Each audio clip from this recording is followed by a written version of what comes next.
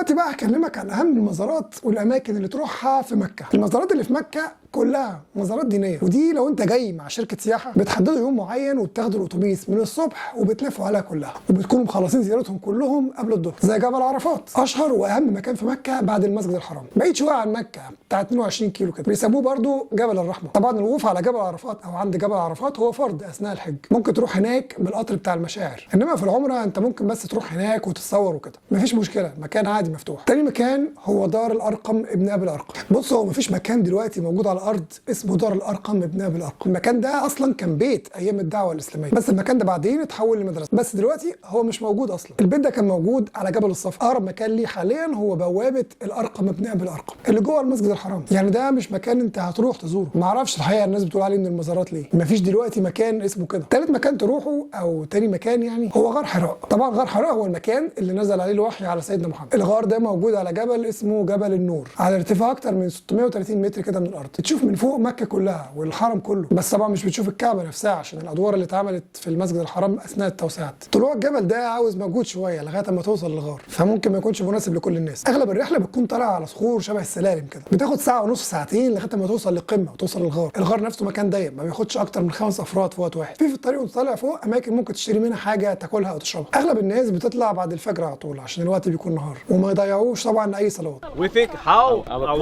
Prophet Muhammad sallallahu alaihi wasallam come here without the facilities. How he come here? الغار بعيد 4 كيلو عن الحرم تقريبا. في بدايه طلوعك للغار هتلاقي تحت مركز ثقافي كبير اسمه حي حراء الثقافي. في برضه مجموعه من المراكز التجاريه. في ناس بتقول لك هيعملوا هناك تلفريك يطلع لفوق. لا مفيش الكلام ده. الغار الثاني المشهور في مكه هو غار ثور، وده هو المكان اللي اوى اليه سيدنا محمد وابو بكر الصديق اثناء طريقهم من مكه للمدينه، وده برضه بيبعد 4 كيلومتر عن الحرم بس جنوب الحرم. الغار موجود على جبل ثور على ارتفاع 760 متر. الغار نفسه ارتفاعه حوالي متر وربع، صغير جدا. الطريق الغار فوق هو تقريبا نفس الطريق بتاع غار حراء، وبرضه حوالي ساعه ونص ساعتين لغايه فوق. الرحلتين دول من الرحلات المتعبه، انت لو بتخنق من الطريق الطويل او المشي الكتير او الشمس او الحر ما تروحش. طيب، اكبر واقدم مقابر في السعوديه كلها، واحده من اشهر المقابر الاسلاميه اللي بيسموها ساعات هناك بقيع مكه، مقابر المعلاه او المعلى. هي مقابر بس ممكن تروح تزورها عادي. المدفون هنا السيده خديجه ومجموعه من اشهر الصحابه واقارب سيدنا محمد. هي المقبره الاساسيه لاهل مكه لغايه دلوقتي، فممكن تروح هناك في اي وقت. طيب، مكه بقى فيها مجموعه من المساجد المشهوره واللي الناس بتحب تروحها في زيارات، زي مسجد التنعيم او مسجد عائشه. ده واحد من اشهر مساجد مكه، لان هو كمان المكان اللي بيحرم منه اهل مكه او المقيمين فيها. ده حد الميقات المكاني بتاع اهل مكه، نهايه حد الحرم. هو واحد من ال6 مواقيت بتوع اهل مكه، واغلب اللي بيروح هناك بيروح عشان يحرم لما يحب يكون عايز يعمل عمره ثانيه. الجامع كبير وفيه مواصلات كتير بتروح لغايه هناك. هو بيبعد تقريبا 7 كيلو عن الحرم. انا دايما بقول لكم المسافه بين اي مكان والحرم، لان زي ما قلت لكم قبل كده الحرم هو تقريبا وسط البلد بتاع مكه. مسجد نمره واللي موجود في عرفات، وده اللي الحجاج بيصلوا فيه الظهر والعصر جمع وقصر اثناء الحج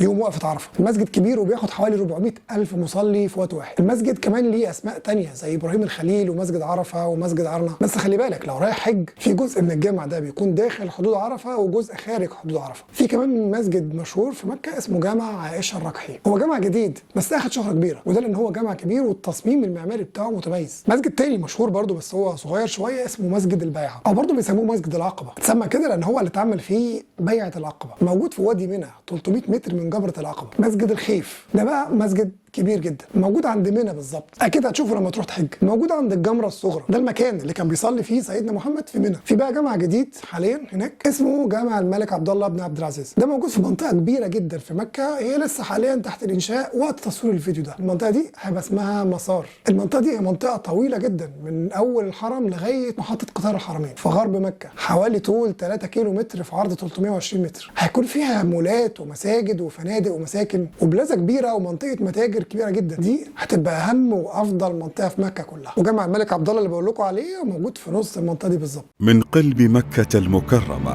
لاهل مكه وزوارها، مسار.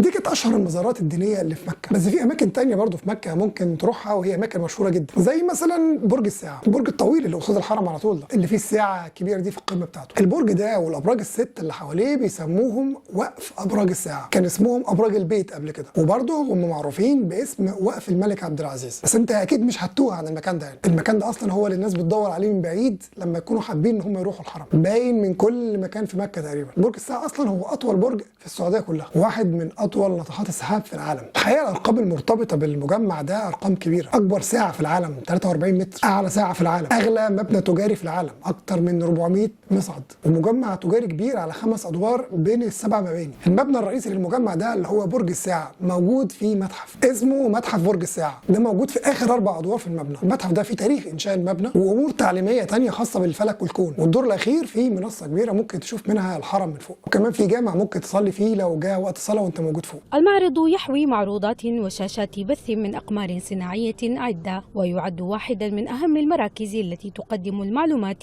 عن الحرم المكي. المتحف ده ليه تذكره دخول 150 ريال، ممكن تحجزها اونلاين او ممكن تحجزها من هناك من الدور الارضي او من مول ابراج البيت او من الدور بي 9 في برج الساعه. مواعيد الدخول للمتحف ده بتكون من الساعه 2 الظهر لغايه 11 بالليل. يا اهلا وسهلا في متحف برج الساعه. من المزارات الغير دينيه برضه في مكه هو متحف مكه، اهم متاحف مكه واللي بيتكلم عن تاريخ المدينه زمان ودلوقتي. اكتر من 500 قطعه اثريه زي نسخ للمصحف ومجسمات للكعبه. مواعيد الزياره بتكون من 8 الصبح لغايه 12 ونص الظهر، ومن 4 العصر ل 9 بالليل، والدخول مجاني. في متحف كمان هناك اسمه متحف السلام عليك ايها النبي، هو اسمه كده. المتحف غرضه عرض كل حاجه تتعلق بسيدنا محمد، سواء الحاجات اللي كان بيستخدمها او السلاح او اللبس، وعرض شرح ليها بطرق مختلفه سواء بصور او مجسمات. المتحف موجود في منطقه النسيم على طريق الطايف. المواعيد من 8 الصبح ل1 الظهر، ومن 5 ل 9 بالليل، والدخول مجاني. على طريق مكه القديم بقى وحوالي 9 كيلو من الحرم هتلاقي معرض عماره الحرمين، ده بقى متحف بس للحرمين مش الحرم المكي بس، صور ومجسمات وقطع اثريه ومخطوطات، نماذج من كسوه الكعبه وباب الكعبه القديم، الاطار بتاع بير زمزم والمكن اللي كان بيتعمل منه كسوه الكعبه. المعرض مفتوح من 8 الصبح لغايه 10 بالليل، وبرضه دخول مجاني. في بقى هناك مكتبه مشهوره جدا اسمها مكتبه مكه المكرمه. المكتبه قريبه من الحرم ورا الصفا والمروه عند باب السلام. هي مكتبه صغيره دورين بس ومساحتهم 24 متر، فيها كتب ومخطوطات كتير، بس اكتر حاجه بتميز المكتبه ديت موجوده مكان البيت اللي اتولد فيه سيدنا محمد، اللي هو دار عبد المطلب